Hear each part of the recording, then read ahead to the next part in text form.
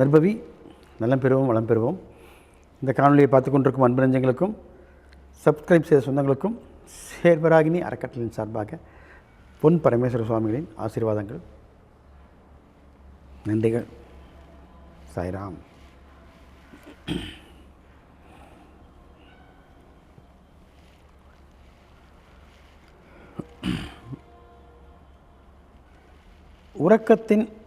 தூக்கத்தின் உச்சக்கட்டம் தான் தியானமா அப்படின்னு கேட்குறாங்க. விளக்கம் கொடுங்கன்னு கேட்குறாங்க. கண்டிப்பாக கொடுத்துடலாம். ஆமாம் என்று சொல்லலாம்.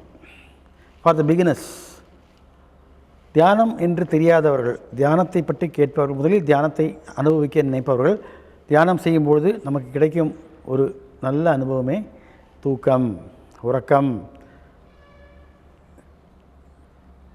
நாம் தூங்கும் பொழுது என்ன நடக்கும்? ரொம்ப ஒரு சௌக்கியமான நிலை, ஒரு சந்தோஷமான நிலை, அது சுகமாக இருக்கும் இல்லையா? அது உட்காந்து தூங்கினாலும் சரி, படுத்து தூங்கினாலும் சரி, நின்றுட்டு தூங்கினாலும், அது தூங்குகிற நேரத்தில் நமக்கு என்ன நடக்குதுன்னு ஒன்றும் தெரியாது. அதுதான் மயக்க நிலை. அது ஒரு மயக்கம்.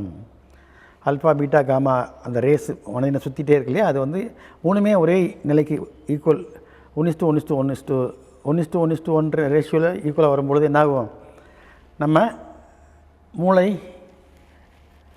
மயங்கி விடுகிறது. அப்போ நம்ம தூங்கிடுறோம். இப்போ தூங்கும்போது என்ன ஆகுது? நம்ம உடம்புல உயிர் மட்டும் தான் இருக்குது, நம்ம ஆன்மா வெளியே போயிடுது. இப்போ ஆன்மா வெளியே போய் என்ன செய்யும்? சுற்ற ஆரம்பிச்சிடும். எங்கேருந்து நம்ம வந்தோமோ அங்கே போவோம், போன ஜென்மத்துக்கு எங்கேருந்து வந்தோமோ அங்கே போவோம், கண்ட இடத்துக்கு எங்கெல்லாம் நம்ம அதிகமாக போகணும்னு ஆசைப்பட்டோமோ அதுக்கெல்லாம் போவோம். இதை அடைய நினச்சிக்கிறோமோ அது அடையிறதுக்கு நான் முயற்சியெல்லாம் பண்ணுவோம் ஆன்மாவாக இருக்கும் பொழுது. அதே ஆன்மா தூக்க நிலையை விட்டு விழிப்பு நிலை வந்தவுடனே உடம்புக்குள்ளே வந்தவுடனே எல்லாத்தையும் மறந்துடுவோம். சாதாரண மனிதனுக்கு உண்டான எல்லா நிலையுமே வந்துடும். தூங்கி விழிக்கிறோம், விழித்து தூங்குகிறோம். ஏன்னா இரவானா தூங்குகிறோம், பகலானா முழிச்சிருக்கிறோம். இதே நம்ம ஆயுள் காலம் பூராவுமே பாதிக்கு பாதி போயிட்டுருக்குன்னு வைங்களேன். ஏன் இப்படி ஆண்டவன் கொடுத்துருக்கான்? தூக்கமே இறப்புக்கு ஒரு ஒத்திகைன்னு சொல்கிறாங்க. அது உண்மையா? தெரியாது எனக்கு. கண்டவர் விண்டதில்லை இல்லைங்களா? அது என்னென்னு நமக்கு தெரியாது. ஆனால் நம்ம இறப்புக்கு அப்புறம் நம்ம உறங்கும்போது எப்படி இருப்போமோ அந்த நிலை தான் இருப்போம்னு சொல்கிறாங்க. அது எனக்கு தெரியாது. அது நான் ஏற்றுக்க மாட்டேன்னு சொல்கிறதுக்கு இல்லை. ஆனால் அப்படி ஒரு நிலை இருக்குது. சரிங்களா? அந்த எண்ண அலைகள் அடங்கும் நேரம்தான் தூக்கம். ஸோ தூக்கத்தில் நாம் என்ன திங்கிங் பண்ண முடியுமா? முடியாது. ஏன்னா அந்த கருவி ஆஃப் ஆகிடுது. நம்ம கருவின்னு சொல்லுவோம், இந்த உயிரை விட்டு வெளியே போயிடுது ஆன்மா. அப்போ அந்த கருவி இயங்காமல் இருந்தால் எண்ணங்கள் வேலை செய்யாது. சில நேரத்தில் கனவுகளாக வருது இல்லையா? அந்த கனவுலாம் என்னென்னு கேட்டிங்கன்னா எண்ண பதிவுகள் தான். சரிங்களா? நம்ம ஆன்மா வந்து உயிரோட மிங்கிளாகி கனவு காண முடியாது. நல்லா புரிஞ்சுக்கோங்க. நம்ம உயிரில் இருக்கக்கூடிய அந்த ஆன்மா வெளியே போன அப்புறம் உயிரில் இருக்கக்கூடிய அந்த ரெக்கார்டு மட்டும், மிச்சம் இருக்கிற ரெக்கார்டு மட்டும் ப்ளே ஆகும். அதுதான் கனவாக மலருது. அப்போது இந்த கனவும் நனவும் ஒன்றா? கற்பனையும் கனவும் நனவும் ஒன்றா? கற்பனையும் நனவும் ஒன்றா? ஆமாம். கற்பனை ஒருத்தனுக்கு வருதுன்னா அது கண்டிப்பாக அது நிஜமாக இருக்க வேண்டும். ஏதோ ஒரு ஜென்மத்திலோ ஏதோ ஒரு காலத்திலோ அவன் அதை அனுபவிச்சிருப்பான், இல்லை பார்த்துருப்பான், இல்லை கேட்டிருப்பான், இல்லை அதில் ஆசைப்பட்டிருப்பான். அப்போ அந்த எண்ண அலைகள் அவன் மனசுக்குள்ளே இருந்துகிட்டே இருக்கும். அந்த ஆன்மா ஒட்டிக்கிட்டு இருக்கும். இப்போ அந்த ஆன்மாவோட பிறக்கும்போது அந்த ஆன்மா இந்த உடலுக்குள்ளே போய் அதை வேலை செய்ய வைக்கிது. அப்போது நம்ம எண்ணங்கள், நம்ம பதிவுகளை அழிக்க முடியுமா? என்ன பதிவுகளை அழிக்க முடியுமாப்பா? ரொம்ப கஷ்டம்தானா அழிக்கிறது. சாதாரண கேட்பாங்கள்ல, விதியை அழிக்க முடியுமான்னு கேட்ட மாதிரி இருக்குது. உன் கர்மாவை நீ அழிக்க முடியுமா? அனுபவித்து தான் அழிக்க முடியும், அனுபவிக்காமல் அழிக்க முடியாது. நல்லது சரி, கெடுதலும் சரி. கோடி ரூபா உனக்கு கொடுக்குறேன், ஆண்டவன் கொடுப்பான்னு உன் கர்மாவில் இருக்குன்னா கண்டிப்பாக அவன் கொடுத்தான். அவன் நீ செலவு பண்ணுவியோ தூக்கி வரையோ அதை பற்றி அவருக்கு கவலையே இல்லை.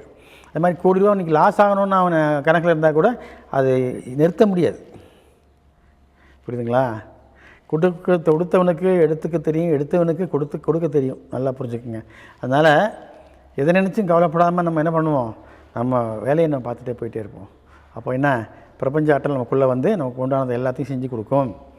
அந்த நம்பிக்கையோடு இருக்கணும், முக்கியம் அதான். அப்போது எண்ணங்கள் நம்ம பரிசீலிக்க முடியுமா? அது உன்னுடைய திறமை, உன்னுடைய ஊழ்வினைக்கு உண்டான ஒரு நன்மை தீமை. உனக்கு அனலைஸ் பண்ணக்கூடிய பக்குவம் மனதிற்கு வர வேண்டும் என்றால் அதுக்கும் உனக்கு விதியில் பிரார்த்தம் இருந்தால் தான் முடியும். ஸோ அந்த விதியில் பிரார்த்தம் இருந்தால் மட்டும் பார்த்தாத, செயல்படுத்துறதுக்கு உள்ள நேரம் உங்களுக்கு ஒன்றா வரணும். நேரம் ஒன்றா வந்தால் மட்டும் பார்த்தாத, நேரத்தை இயக்கக்கூடிய நவநாயகர்கள் உனக்கு சப்போர்ட்டாக இருக்கணும். அவங்க சப்போர்ட்டாக இருந்தால் மட்டும் பத்தாது, நீ புத்தி தடுமாறாமல் புத்தி கூர்மையோட நன்றாக நடந்து கொள்ள வேண்டும். நீ புத்தி கூர்மையாக நடந்து கொண்டால் மட்டும் பத்தாது, உன் கூட இருப்பவர்கள் அனைவரும் உனக்கு ஒரு அனுசரணையாக இருக்க வேண்டும், சப்போர்ட்டாக இருக்க வேண்டும். இத்தனையும் நடக்கணும்னா சாதாரண விஷயம் அப்பா. இதெல்லாம் கோடியில் ஒருத்தன் தான் நடக்கும். அவன் தான் பெரிய ஆளாக முடியும். அவன் தான் பேர் வாங்க முடியும். பேரையை வாங்கினால் ஊரையை வாங்கலாம், ஊரையை வாங்கினால் உலகை வாங்கலாம்.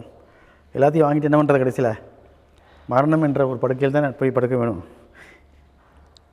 என்னத்தை வாங்கினாலும் என்ன, எல்லோரும் மண்ணுக்குள்ளே போகிறவங்க தானே. இருந்தவரை உன் பெயரை சொல்லும், இல்லாத போதும் உன் பெயரை சொல்ல வேண்டும். அதுதான் நீ இந்த உலகத்தில் பிறந்ததற்குண்டான ஒரு சன்மானம். ஓகே, ஆகவே முயற்சி செய்யுங்கள், செய்து கொண்டே இருங்கள், வாழ்க்கையில் ஓடிக்கொண்டே இருங்கள். கண்டிப்பாக எல்லாத்தையும் பெற்று அனுபவித்து சித்தி அடையலாம். மீண்டும் சந்திப்போம். சாய்ராம்.